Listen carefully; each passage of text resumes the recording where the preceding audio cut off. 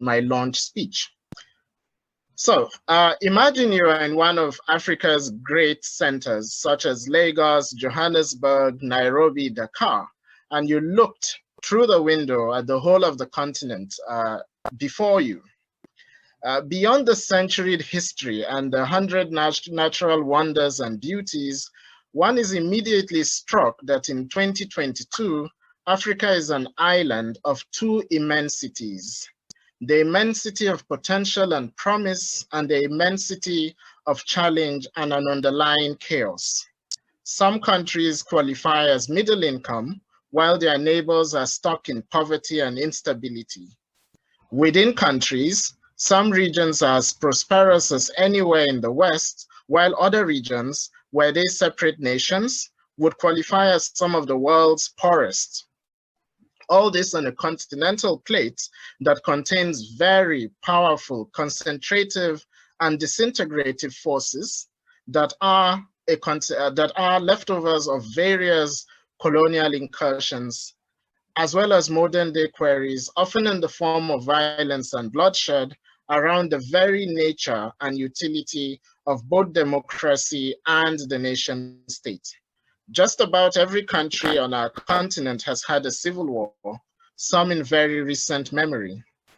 And since 9/11, a new threat profile has emerged, that of violent extremism, which, like the AIDS-causing human immunodeficiency virus, has fed on and exacerbated earlier tensions around resources, geopolitics, ethnicity, religion, in a recipe of chaos that has created an arc of instability in the Sahel especially, but also in other areas further afield, as the troubles in Mozambique indicate. Addressing the immensity of challenge and the underlying chaos in order to release the immensity of promise lies at the thinking of the Engaging Borders Africa project. At the center of all Africa's conflicts are the young people defending and killing themselves over all sorts of borders, whether it's in an ungoverned space where the lack of development and opportunity has made them desperate, or over contested lines drawn by cartographers and anthropologists alike, where armies of young people are mobilized to one side or the other. Anarchy threatens entire communities and countries, setting everyone back. Yet, at the center of these conflicts is the idea of borders, geographical, ideological, cultural, even religious, as scenes of inevitable contestation. Our thinking is that this ought to change. We must see borders instead as places to engage difference and achieve understanding. We must also shift the notion that police forces and armies alone can deal with the threat of violent extremism through the overwhelming use of force. These have their place in facing Africa's security challenges, but so does an approach that seeks to change perceptions and increase useful knowledge about extremism. In this approach, African journalists and writers are at the front line. The singular purpose of the Engaging Borders Africa project is to mainstream a soft approach to preventing and countering violent extremism in the Sahel and Africa by energizing creative writers and journalists in a new Pan-African community of practice. We believe the leverage of these two key groups and the extensive variety of platforms they offer can change the perceptions of communities in conflict and save vulnerable persons from getting on the train of radicalization and similar antisocial behavior. In this way, we address the issues attenuated to violent extremism by engaging the very borders which rhetoric, hate speech, ethno-religious profiling, and the lack of opportunity have made tenuous and volatile. We have gathered 30 new counter-narrative short stories that are thoroughly enjoyable on their own and yet serve a higher purpose, that of facilitating a future One Africa of community, amity, peace, development, and a cosmopolitan ethos that values dialogue and engagement with all borders, no matter how fraught or tenuous or even volatile they may be. Our next step will be to make 3 short films out of these stories. Having chosen the Sahel countries of Nigeria, Ivory Coast, Burkina Faso, Niger Republic, and Mali, as well as Kenya as countries of emphasis, our project has operated through 4 major steps. 1, identifying key partners across the continent working in literature and the arts, as well as journalism and PCVE. This was our mapping component. 2, designing an open access 8-unit MOOC-style virtual workshop, which was delivered in French and English, with a day each focused to PCV and creative writing. This was our capacity building component.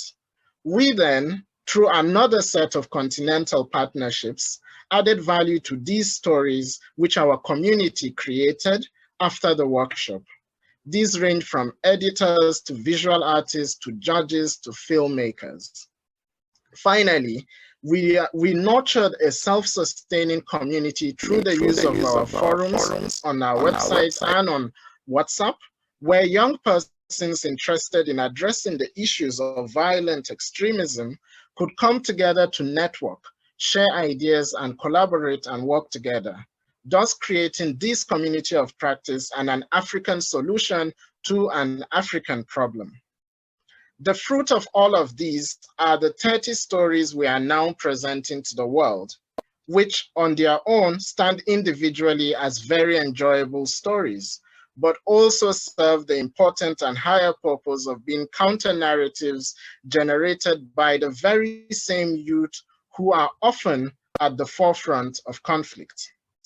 In the coming weeks, I will be working on making 3 short films of these stories, and we have already onboarded 3 international screenwriters, an American, a Ugandan, and a Nigerian, to work on the selected stories.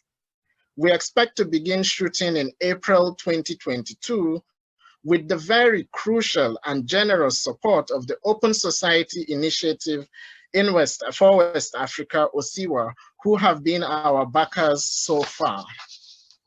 Our preliminary monitoring and evaluation reports have already noted some areas for improving the project in the next cycle, starting in the middle of the year. And my team and I are already hard at work to energize the partnerships necessary to achieve this, just as we have done in the pilot phase. Key observations of our M&E, ably led by Muazu Habibu, are: 1, increasing the content and quality of the MOOC-style virtual workshop on PCV and creative writing. Secondly, expanding the scope of the project so it both includes more participants from more countries, but at the same time focuses on regions of concern within countries where our mainstreaming of a soft approach can be even more effective in checking radicalization, hate speech, and extremist rhetoric. Thirdly, the M&E has indicated that there is a need for greater involvement of faith and community-based organizations, which feeds this second observation in an intelligent policy generation loop that is complex but not complicated, which is nimble and focused on addressing violent extremism in bold, new, creative ways. The need to expand our platform from text and film has been highlighted so that it includes more media, such as podcasts, cartoons, comics, radio plays, vlogs, podcasts, and so on, which can then be targeted at very specific micro demographics within Africa. Lastly, our M&E has indicated that facilitating multilingual messaging all through the Engaging Borders project is necessary, as the reliance on English and French has kept out millions of speakers of Lingala, Swahili, Yoruba, and other great languages whose native vulnerable youth need to understand PCV in locale specific ways.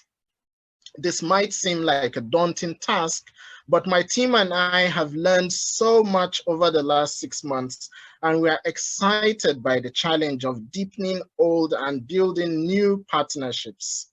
If we can meet Africa's immensity of challenge, we can unleash Africa's immensity of potential. And we intend to play our part in this working of a soft approach that complements other approaches to dealing with the raging issues of our times, as framed by the threat of violent extremism in Africa particularly. At this juncture, I wish to welcome you all to the virtual launch of the Engaging Borders Africa project on behalf of my team, Admin Officer Janice Malakai, Communications Officer Sada Malum Fashi, M&E Officer Muazu Habibu, our able accountant Mukhtar Wali, and Suleiman Usman Yusuf from Strada. I invite you to enjoy the rest of the 90-minute event, including the keynotes by General Saleh Bala, Dr. Jacob Zen, and Ella Jeanine Abatan. There will also be readings by members of the Engaging Borders community and the Q&A session. On this note, I say thank you and welcome.